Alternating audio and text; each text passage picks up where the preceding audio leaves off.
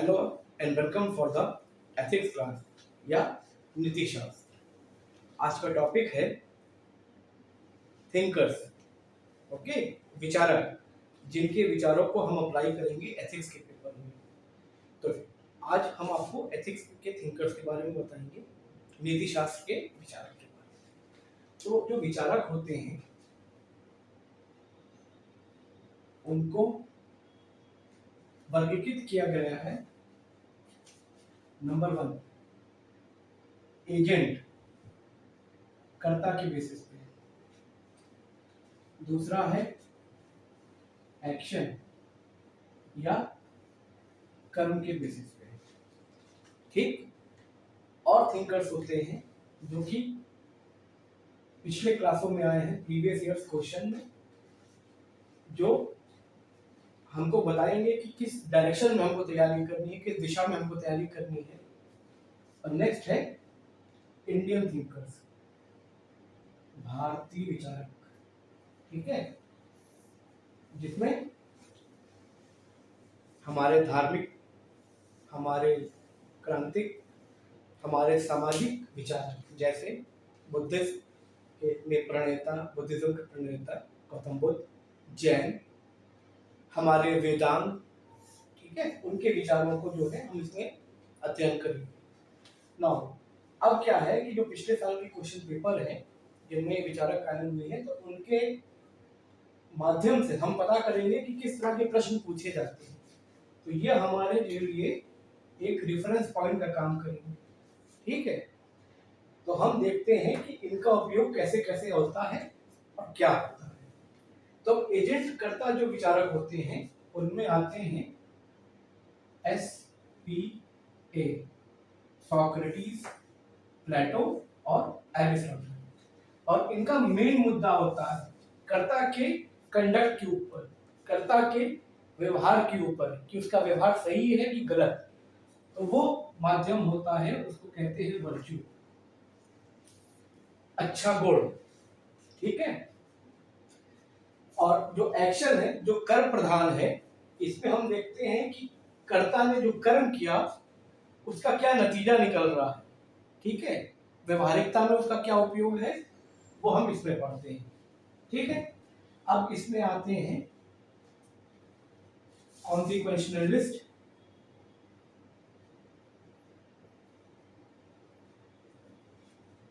जिसमें दो वर्ग हैं, एक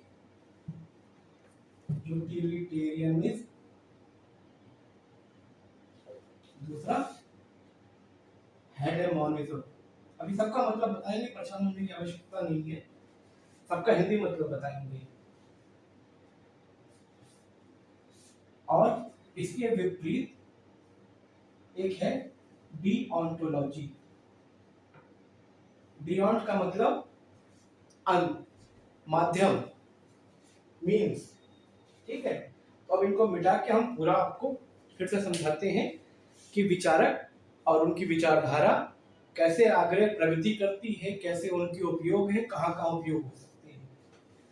तो सबसे पहले हम बात करेंगे आज एक्शन, कर्म के आधार पे जो विचारक हैं जिनको कॉन्सिक्वेंशलिस्ट कहा जाता है। और वैसे तो और भी हैं, कॉन्ट्रैक्टेरियंस हैं, उसमें भी दो विभाजन है, कंटेम्पररी कॉन्ट्रैक्टेरियंस, मॉडर्न कॉन्ट्रैक्टेरियंस। मॉडर्न कॉन्ट्रैक्टेरियंस में थॉमस हॉब्स, रूसो, लॉकी हैं। और मॉडर्न में जो है आपकी कॉन्टेम्पररी जॉन रॉल्स की थ्योरी ऑफ जस्टिस। ठीक है, जस्टिस का मतलब न्याय, न्याय कैसे किया जाता है, न्याय क्या होना चाहिए, किसको न्याय कहते हैं। तो उस विचारक की संगति में वो विचार कैसे न्याय को उत्तेजित करता है, वो आपका मॉडर्न जस्टिस थ्योरी में पढ़ेंगे। तो अभी हम देखते हैं कॉन्सिक्वेंशनलिस्ट।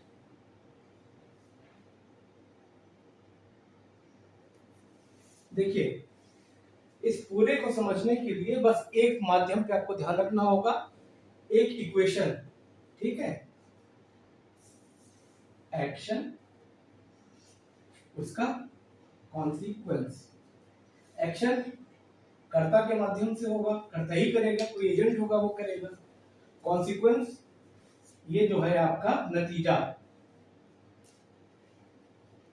और इसका दूसरा नाम है मीन्स, और ये है एंड। एंड का मतलब अंत, ये माध्यम है और ये अंत है, सिर्फ ये रिएक्शन याद रखना है। अब कर्ता जो है, कर्ता के पर्सपेक्टिव में, परिप्रेक्ष्य में देखते हैं। कर्ता किस तरह का होगा?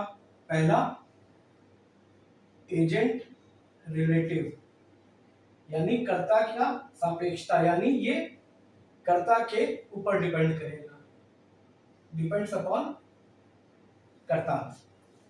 ये कर्ता न्यूट्रल या एजेंट न्यूट्रल, मतलब ये एक्शन एजेंट के ऊपर डिपेंड नहीं करेगा। अब अगर एजेंट डिपेंडेंट है तो उसके दो सिचुएशन बनेगी, पहला आई, दूसरा वी। एक कर्ता का, सिंगुलर अकेला कर्ते का क्या प्रभाव पड़ेगा, और ग्रुप में, समाज का, सोसाइटी का, है ना, वो कैसा रिस्पॉन्स करेगा ये पता चलेगा। ये यहाँ पे हमने पढ़ लिया एक्शन के पार्ट को, ठीक, जो कि माध्यम भी है, जो कि कर्ता के द्वारा है। अब आते हैं यहाँ पे, देखिए अंत है, ये कॉन्सिक्वेंस है यानी नतीजा। नतीजा कैसे हो सकता है? शॉर्ट टर्म का होगा, लॉन्ग टर्म का होगा, गुड होगा, बैड होगा, ठीक है। और ये जरूरी तो नहीं है कि एक ही क्रिया के माध्यम से एक ही नतीजा निकले, कई सारे नतीजे हो सकते हैं, तो इसको हम लोग हायरार्की ऑफ कॉन्सिक्वेंस कहते हैं। फॉर एग्जाम्पल ऐसे समझिए, एक छोटा बच्चा है, हालांकि अहिंसा गलत है, एक छोटा बच्चा है, उसको हमने हल्के से मारा, तो जो कॉन्सिक्वेंस होगा, जो नतीजा, जो उसको चोट लगेगी वो हल्की चोट होगी, जिसको फिर अगर हमने थोड़ा सा इंटेंसिटी बढ़ा दी तो उसकी संवेदना बढ़ जाएगी, यानी अब मॉडरेट इफेक्ट आएगा। अब बहुत कस के मार देंगे तो एक्सट्रीम इफेक्ट आ जाएगा, सीवियर इफेक्ट आ जाएगा। तो एक्शन तो एक ही है, बच्चे को मारना, लेकिन हमने अपनी क्रिया बदली, उसके अकॉर्डिंग उसके ऊपर प्रतिक्रिया बदल गई। तो एक्शन तो एक ही है, मारना, लेकिन कैसे? हल्का, मध्यम, तेज, ठीक है। तो इसकी प्रतिक्रिया कैसे, चोट कैसे लगेगी? कॉन्सिक्वेंस, हल्की चोट, मध्यम चोट और गहरी चोट। यहां तक समझ में आ गया कि क्रिया की भी जो है कई आयाम है, और यहाँ प्रतिक्रिया जो इस पे हुई है, नतीजा जो निकला है, वो भी, उसके भी कई आयाम है। तो इसको हम लोग C1, C2, C3 से डिनोट करेंगे। यहां तक बहुत क्लियर है। अब हम लोग इसके आगे चलते हैं।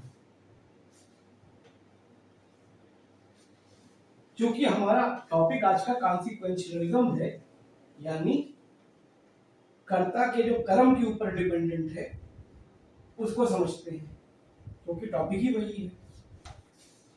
अब कर्म यानी कॉन्सिक्वेंस।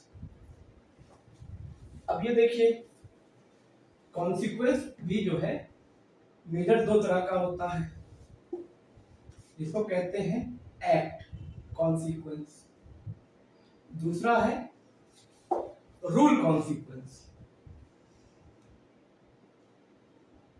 अब क्या है कॉन्सिक्वेंस? क्या है? हमने, कॉन्सिक्वेंस इज नथिंग बट, हमने एक अपना गोल सेट किया, हमने एक अपना आउटकम, है ना, एक पर्टिकुलर आउटकम डिसाइड करके क्रिया किया। जैसे आप एस्पिरेंट हैं, विद्यार्थी हैं, तो आपका गोल क्या है? सिविल सर्वेंट बनना। अब गोल तो फिक्स है, क्रिया अलग अलग हो सकती है, थोड़ा पढ़ेंगे, ज्यादा पढ़ेंगे तो एक साल में सिलेक्ट हो जाएंगे, थोड़ा थोड़ा पढ़ेंगे तो समय बढ़ जाएगा, लेकिन गोल तो वही है। उसी तरह से हम जो सोचते हैं कॉन्सिक्वेंस, ये दोनों तरह का होता है। पहला एक्सपेक्टेड, क्या हम चाह रहे थे, सिविल सर्वेंट बनना। अब फिर मेहनत किया एक साल, नतीजा हमारे फेवर में आया नहीं आया, तो वो है एक्चुअल, उसको एक्चुअल कॉन्सिक्वेंस कहेंगे। तो जाहिर सी बात है हम जो चाह रहे थे और जो हम बने, दोनों में अंतर आया। तो यानी एक्सपेक्टेड रिजल्ट और एक्चुअल रिजल्ट में अंतर आ गया, तो ये गैप है। ठीक, अब इस गैप को जो है हम इससे समझेंगे, एक्ट कॉन्सिक्वेंस, रूल कॉन्सिक्वेंस। ठीक, अब एक्ट कॉन्सिक्वेंस में क्या है कि आपको, जैसे मैंने बताया था, A1, A2, A3, C1, C2, C3, ठीक है, 3 तरह की क्रियाएं थी, 3 तरह के कर्म थे, और क्रिया जो थी वो 3 तरह की थी।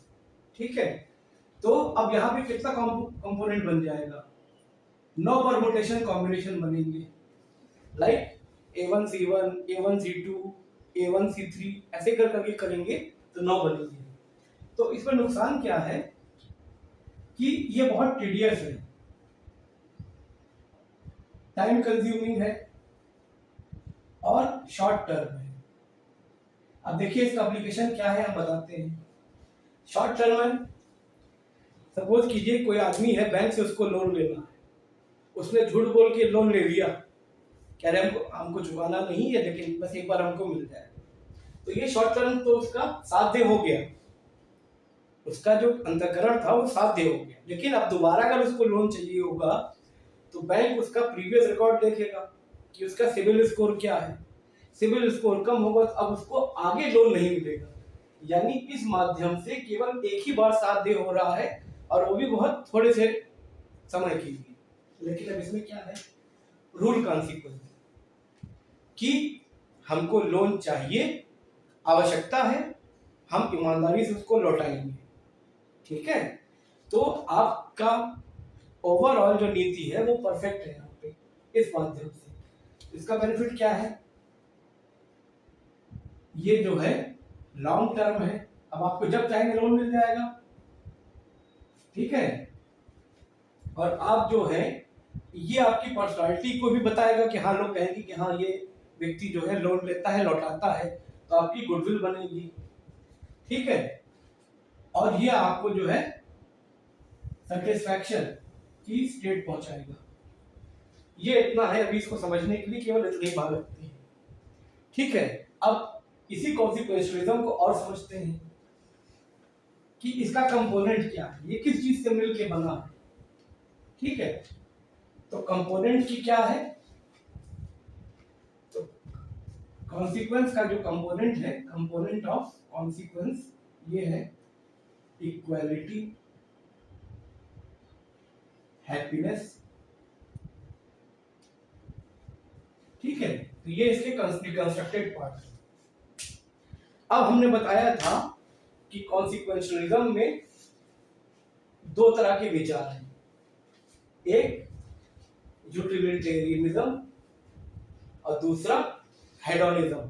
हेडोनिज्म का अर्थ केवल ये है कि आप कुछ भी कर्म करें, जो प्रतिक्रिया हो वो अत्यधिक सुखद हो, यानी प्लेजर मैक्सिमम हो, ये हेडोनिज्म का पार्ट है।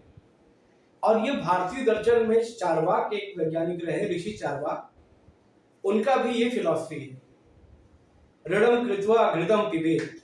ठीक है, कि मक्खन खाओ, घी खाओ, लेकिन भले ही उधार कर लेके खाना पड़े। तो ये समझ लीजिए हेडोनिज्म के नजदीक। तो अब हम लोग देखते हैं यूटिलिटेरियनिज्म। तो यूटिलिटेरियनिज्म के लिए कोई एक मूलभूत उसके मूल्य होंगे, तो इसके मूलभूत जो वैल्यूज हैं उनको हम लोग कहते हैं लिबरल वैल्यूज।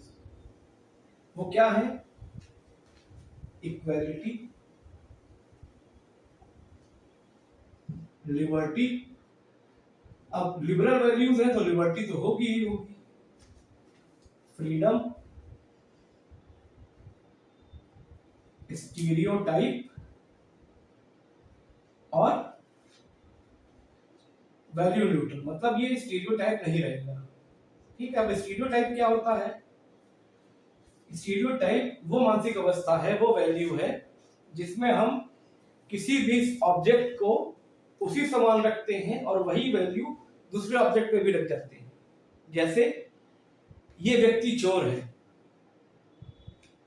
उन व्यक्तियों का समूह चोर है। आपको भले उनके बारे में एविडेंस हो ना हो, सबूत हो ना हो, लेकिन एक धारणा जो बन जाती है, दैट इज स्टीरियोटाइप। तो अब इसकी लिबरल वैल्यूज हो गई। अब वैल्यूज के बाद ये क्या करते हैं? यूटिलिटी।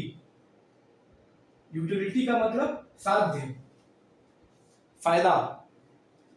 तो इसके दो कैटेगरीज हैं। पहला इंडिविजुअल यूटिलिटी, यानी व्यक्ति विशेष की यूटिलिटी।